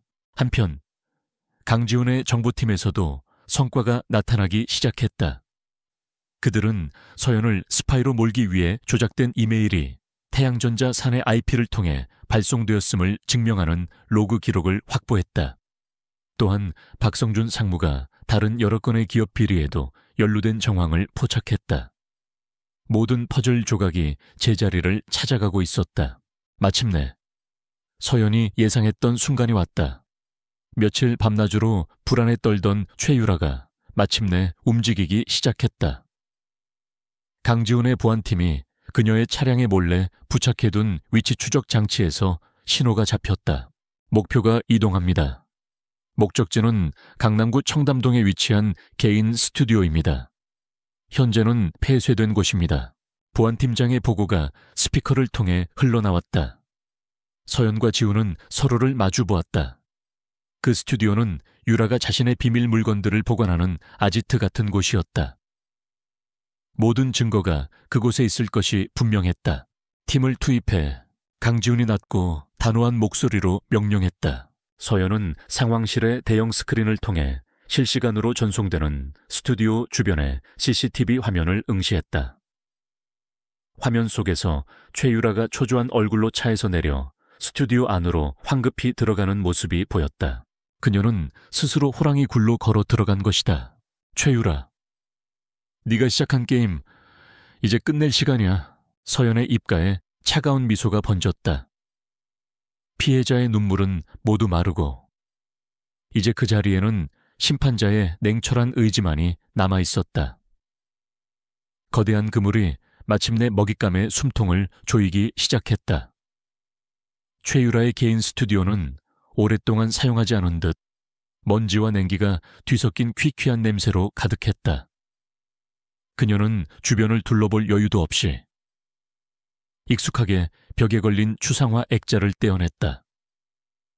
액자 뒤편으로 모습을 드러낸 것은 최첨단 지문 인식 기능이 달린 소형 금고였다. 유라는 떨리는 손으로 지문을 인식시키고 비밀번호를 눌렀다. 띠리릭 하는 기계음과 함께 묵직한 금고문이 열렸다. 금고 안에는 그녀의 보험이 고스란히 들어있었다. 박성준 상무와의 모든 통화 내용이 담긴 녹음 파일이 저장된 외장 하드, 태양전자로부터 받은 자금 내역서, 그리고 임서연에게 누명을 씌우기 위해 조작했던 증거들의 원본 파일이 담긴 노트북. 유라는 그것들을 황급히 가방에 쓸어 담았다. 이것만 있으면 설령 박성준이 배신하더라도 자신은 살아남을 수 있었다. 어쩌면 이 증거들을 이용해 박성준을 협박하고 더 큰 것을 얻어낼 수도 있을 터였다. 그녀가 안도의 한숨을 내쉬며 가방 지퍼를 올리는 순간이었다. 칼칼. 스튜디오의 모든 조명이 일제히 켜지며 어둠이 걷혔다. 갑작스러운 빛에 눈을 가늘게 뜬 유라의 시야에 믿을 수 없는 두 사람의 형체가 들어왔다. 입구에 서서 자신을 차갑게 내려다보고 있는 임서연, 그리고 그 옆에서 얼음 같은 분노를 발산하고 있는 강지훈이었다. 서연아, 네가 어떻게... 유라의 목소리가 염소처럼 떨려 나왔다. 그녀는 귀신이라도 본 듯한 얼굴로 뒷걸음질 쳤다. 잠적했을 터인 임서연이, 그것도 강지훈과 함께 이곳에 나타나다니. 오랜만이네, 유라야. 서연이 조용히 입을 열었다. 그녀의 얼굴에는 더 이상 과거의 유약함이나 상처가 남아있지 않았다.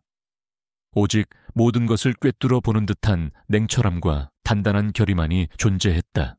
네가 보낸 문자, 설마... 그래, 나야.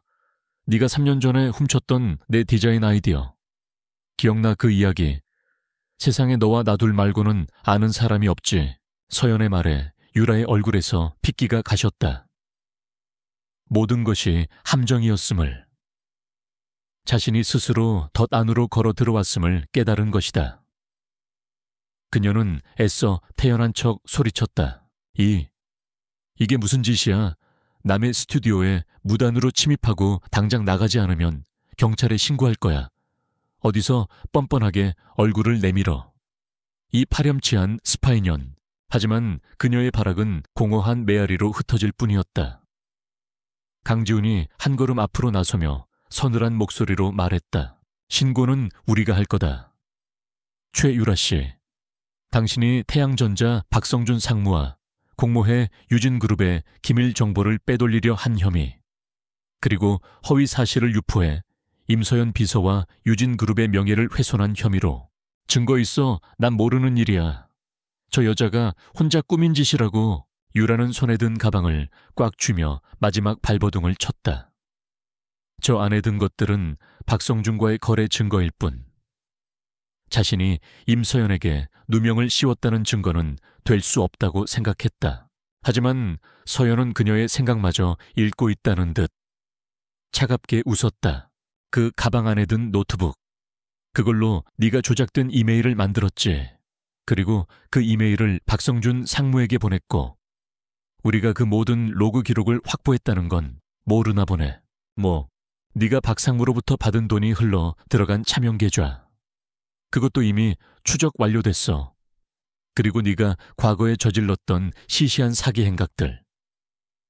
그 피해자들의 증언도 전부 확보했고 서연이 한 걸음씩 다가올 때마다 유라는 공포에 질려 한 걸음씩 물러났다. 서연의 입에서 나오는 말들은 하나하나가 비수가 되어 그녀의 심장을 찔렀다. 모든 것이 탈로 났다. 완벽하다고 믿었던 자신의 계획이 거미줄처럼 얽혀 오히려 자신의 목을 조르고 있었다. 궁지에 몰린 유라는 이성을 잃었다. 그녀는 손에 든 노트북을 바닥에 내리치려 했다. 마지막 증거라도 인멸하려는 최후의 발악이었다. 소용없어. 강지훈의 나직한 목소리가 그녀의 움직임을 멈췄다. 이미 이 건물은 우리 보안팀이 완벽하게 포위한 상태다. 그리고 지금 검찰 수사관들이 압수수색 영장을 들고 이쪽으로 오고 있는 중이지. 당신이 지금 손에 들고 있는 것을 포함해서 이 방 안의 모든 것들은 이제부터 범죄의 증거물이 될 테니까. 그 말이 끝나는 순간 스튜디오 밖에서 여러 대의 차량이 멈춰 서는 소리와 함께 수많은 사람들의 발소리가 들려왔다. 유라의 손에서 노트북이 툭 하고 바닥으로 떨어졌다. 그녀의 얼굴에 씌워져 있던 오만과 위선의 가면이 산산조각나고 그 아래에 숨겨져 있던 비참하고 찌질한 본 모습이 드러났다. 그녀는 무릎을 꿇고 서연의 발치에 매달렸다. 서연아, 제발 내가 잘못했어. 한 번만 용서해줘. 우리 10년 친구잖아. 내가 다신 안 그럴게. 제발 나 좀 살려줘.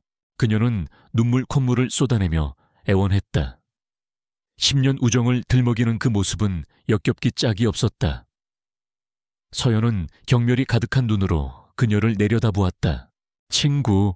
서연의 입에서 얼음 같은 목소리가 흘러나왔다. 10년 동안 넌 내 불행을 즐겼고 내 고통을 비웃었어. 넌 날 배신한 게 아니야. 유라야, 넌 내 존재 자체를 지워버리려고 했어.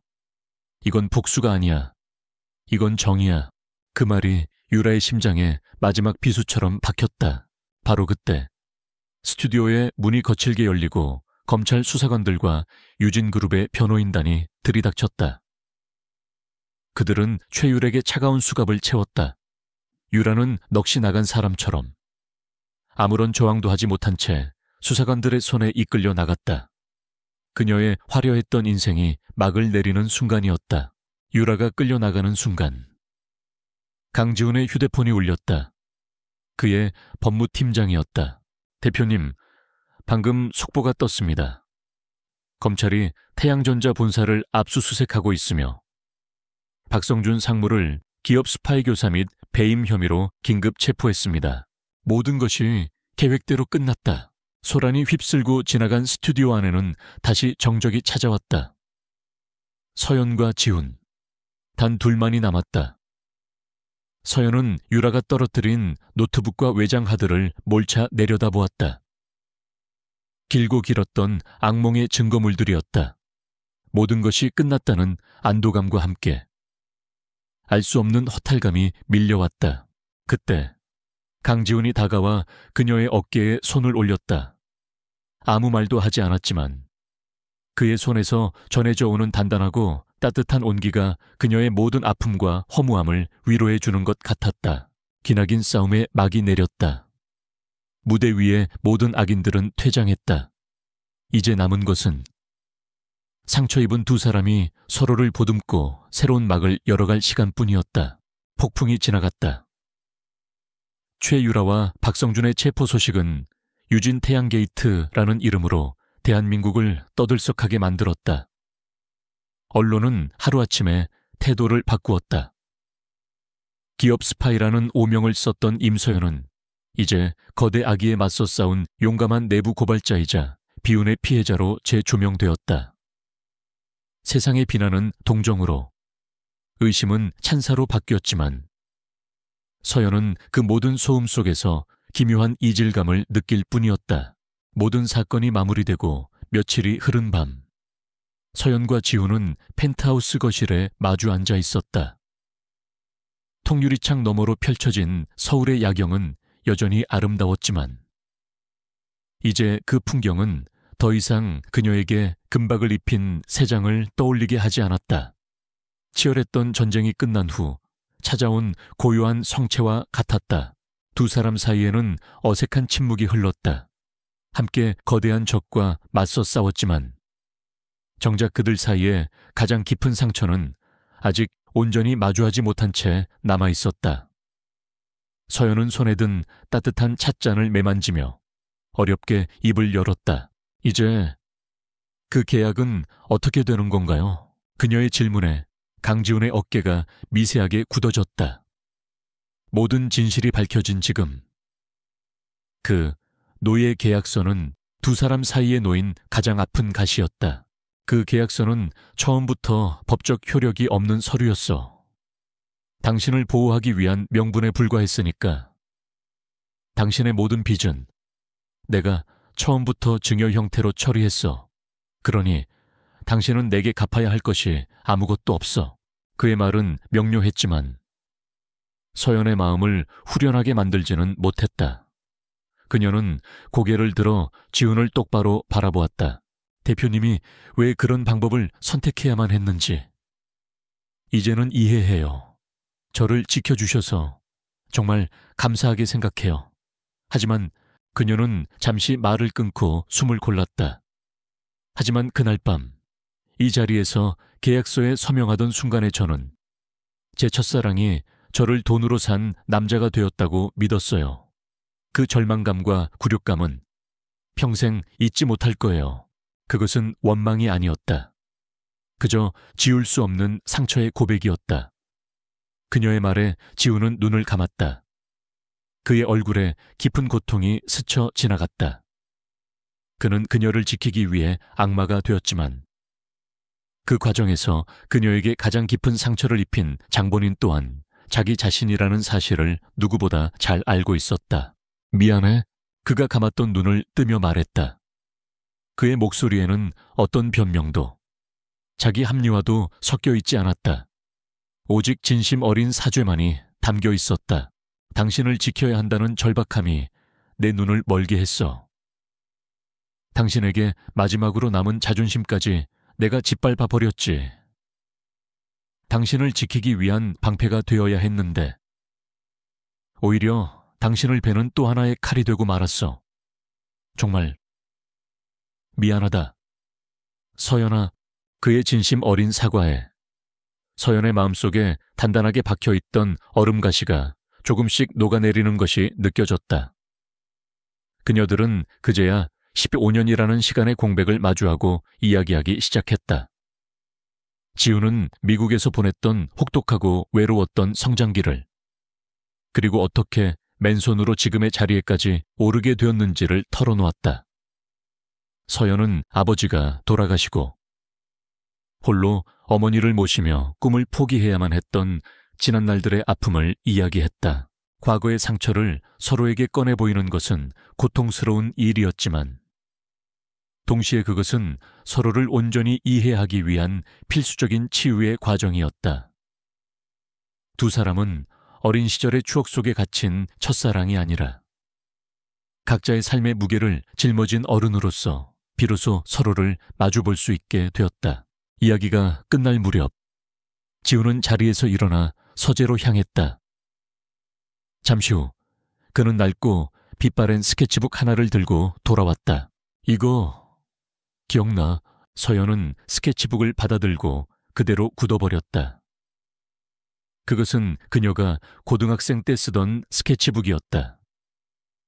가난 때문에 미술학원 한 번 다녀보지 못했지만 디자인에 대한 꿈을 키우며 밤새워 그렸던 그녀의 열정이 고스란히 담겨있는 물건이었다. 이사 과정에서 잃어버린 줄로만 알았는데 지훈이 이것을 가지고 있을 줄은 상상도 못했다. 널 찾다가 예전 동네를 뒤지던 중에 네가 살던 집주인 할머니께서 보관하고 계셨어. 언젠가 네가 찾으러 올지도 모른다면서. 서연은 떨리는 손으로 스케치북을 넘겼다.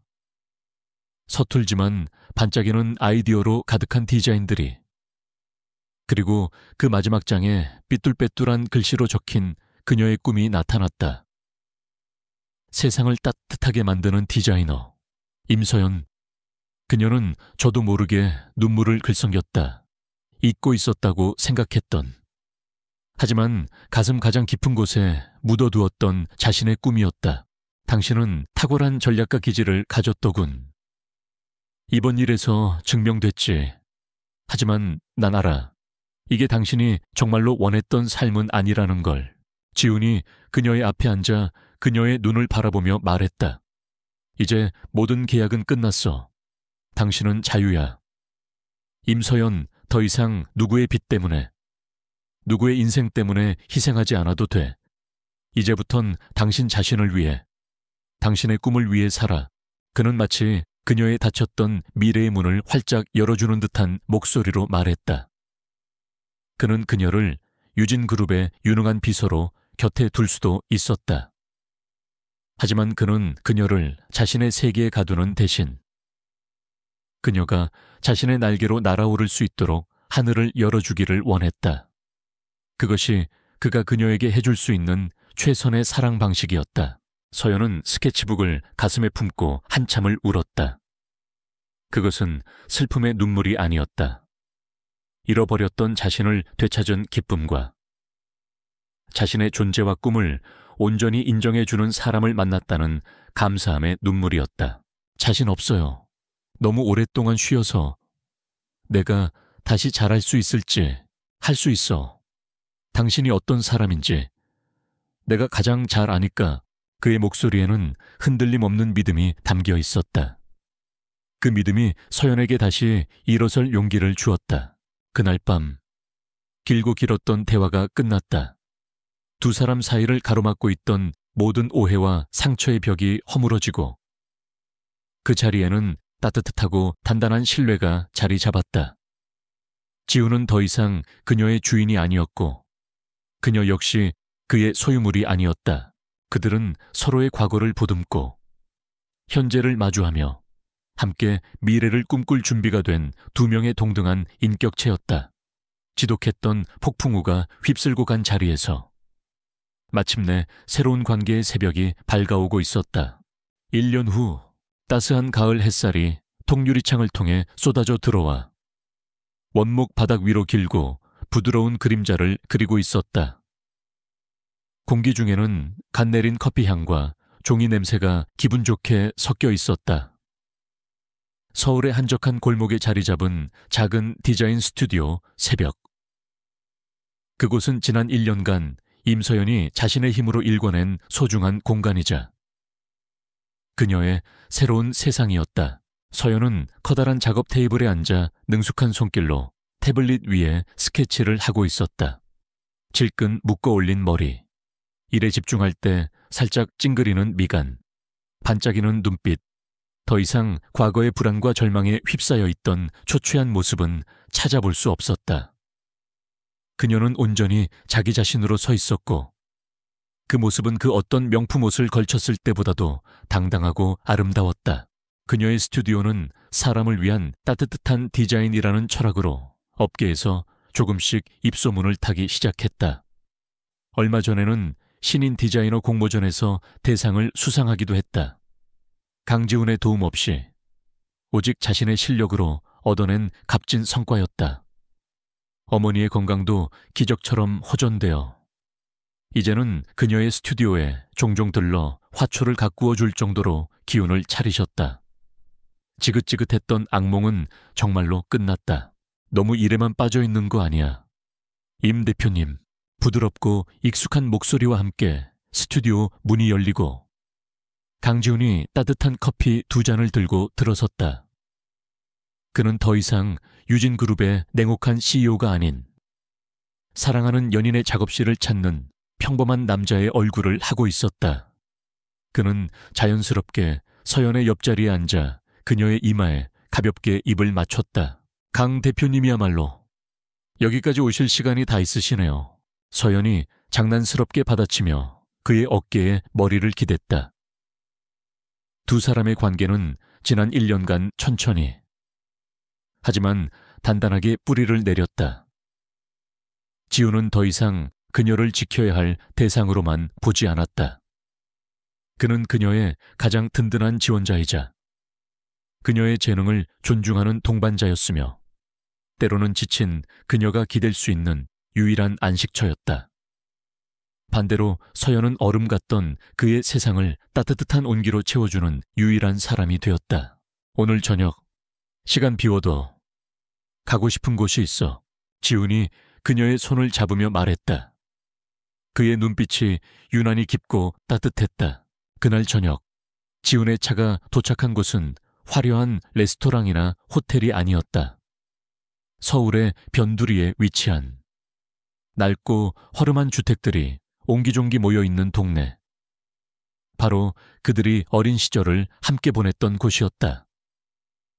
차에서 내린 서연은 변한 듯하면서도 어딘가 익숙한 골목의 풍경을 둘러보며 아련한 감상에 젖었다. 지우는 말없이 그녀의 손을 잡고 골목 안쪽으로 걸었다. 그들의 발걸음이 멈춘 곳은 낡은 그네와 시소가 덩그러니 놓여있는 작은 놀이터 앞이었다. 15년 전 어린 서연이 무릎을 다쳐 울고 있을 때 어린 지훈이 달려와 그녀를 지켜주겠다고 맹세했던 바로 그 장소였다. 기억나? 지훈이 나직하게 물었다. 서연은 고개를 끄덕였다. 잊으려야 잊을 수가 없는 곳이었다. 아픈 현실 속에서 그녀가 가끔 꺼내보던 유일한 행복의 증표였으니까 두 사람은 나란히 낡은 그네에 앉았다. 끼익 하고 녹슨 쇠가 마찰하는 소리가 정적을 갈랐다. 지우는 하늘을 올려다보며 천천히 입을 열었다. 그때 널 꼭 지켜주겠다고 약속했었지. 결국 제대로 지키지 못했지만 아니야. 넌 누구보다 필사적으로 날 지켜줬어. 비록 방법은 좀 서툴렀지만 서연이 미소 지으며 말했다. 그녀의 말에 지우는 씁쓸하게 웃었다. 네가 어둠 속에서 나를 구해준 것만이 아니야. 지훈아, 넌 내가 나 자신의 빛을 다시 찾을 수 있게 도와줬어. 그녀는 진심을 담아 말했다. 그는 그녀에게 단순히 경제적 자유만을 준 것이 아니었다. 그는 그녀가 잃어버렸던 꿈을, 그리고 자기 자신을 되찾게 해주었다. 지우는 그네에서 내려와 그녀의 앞에 섰다. 그는 주머니에서 작은 벨벳 상자를 꺼내 열었다. 그 안에는 화려한 다이아몬드 반지가 아닌 심플하지만 세련된 디자인의 작은 반지가 들어있었다. 마치 새벽에 빛을 담은 듯 은은하게 빛나고 있었다. 10년 전의 약속은 너무 어리고 무력했지. 그래서 오늘 이곳에서 새로운 약속을 하고 싶어. 그는 서연의 손을 잡고 그녀의 눈을 깊이 바라보았다. 그의 눈동자 안에는 지난 시간의 모든 아픔과 그리움, 그리고 앞으로 함께할 미래에 대한 확신과 사랑이 담겨 있었다. 더 이상 널 지키기만 하는 사람이 되지는 않을 거야. 내 옆에서 함께 걷고 내 꿈을 함께 응원하고 우리의 미래를 함께 만들어가고 싶어. 나와 평생을 함께 해주겠어. 서연아. 그의 고백에 서연의 눈에서 뜨거운 눈물이 흘러내렸다. 하지만 그것은 더 이상 슬픔이나 고통의 눈물이 아니었다. 세상에서 가장 완벽한 행복과 사랑이 주는 벅찬 감동의 눈물이었다. 그녀는 말없이 고개를 끄덕였다. 세상 그 어떤 대답보다도 확실한 긍정이었다. 지우는 조심스럽게 그녀의 손가락에 반지를 끼워 주었다. 반지는 마치 처음부터 그녀의 것이었던 것처럼 완벽하게 들어맞았다. 그는 그녀를 부드럽게 끌어안았고 두 사람은 해질녘 놀이터의 따스한 노을 속에서 오랫동안 서로를 안고 있었다. 지독한 돈 문제로 시작되었던 악연, 가장 믿었던 친구의 배신, 그리고 15년 만에 악마의 얼굴로 다시 만난 첫사랑. 길고 길었던 고통의 터널을 지나 그들은 마침내 서로의 손을 잡고 빛으로 걸어 나왔다. 어린 시절의 서툰 사랑은 시련 속에서 단련되어 비로소 영원한 사랑으로 완성되었다. 두 사람의 진짜 이야기는 바로 지금 이곳에서 다시 시작되고 있었다.